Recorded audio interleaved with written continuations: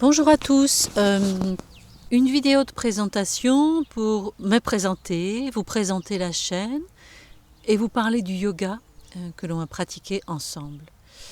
Je m'appelle Virginie, j'enseigne le yoga depuis 11 ans. Cette chaîne se nomme Yoga Safran parce que j'enseigne le yoga et je cultive le safran.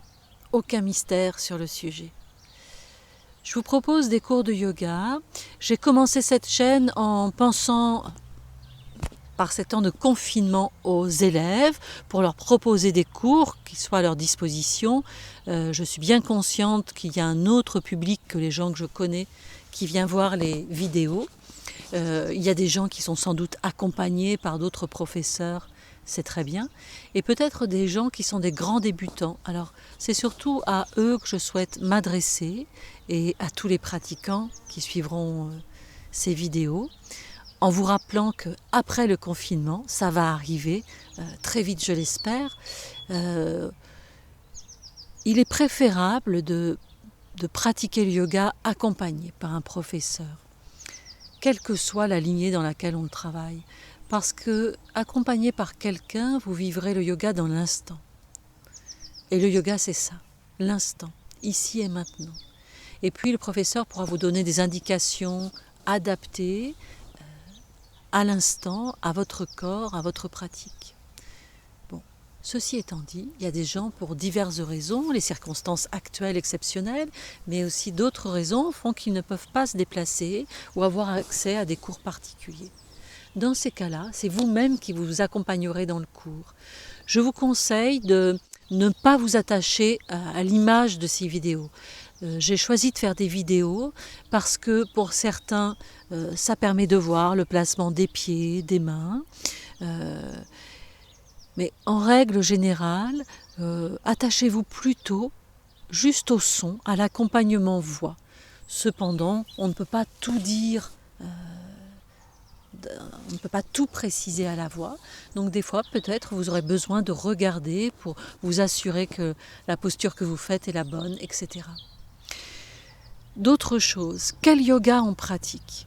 Quel est le but du yoga? Pourquoi on pratique le yoga? Alors, c'est peut-être des questions un peu vastes, je ne vais pas peut-être répondre à tout ça, mais au moins vous dire. Des fois les gens me demandent, est-ce qu'il faut être souple pour pratiquer le yoga? Il n'y a pas à avoir un corps comme ceci, comme cela. On pratique avec le corps que l'on a et avec bienveillance.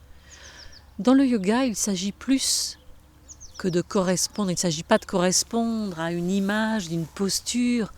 Il s'agit de vivre une posture. Il s'agit d'être soi présent au monde. On parle en yoga de sthira et sukha. Sthira, c'est la notion d'engagement, de fermeté, de durabilité. Dans les postures, je m'engage dans ma posture, je construis ma posture de façon à pouvoir rester, m'installer dans celle-ci.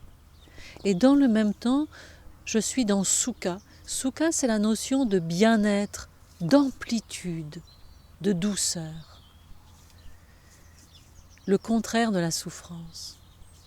Gérard Blitz donnait cette belle définition de sthira sukha et disait qu'il s'agissait d'être fermement établi dans un espace heureux.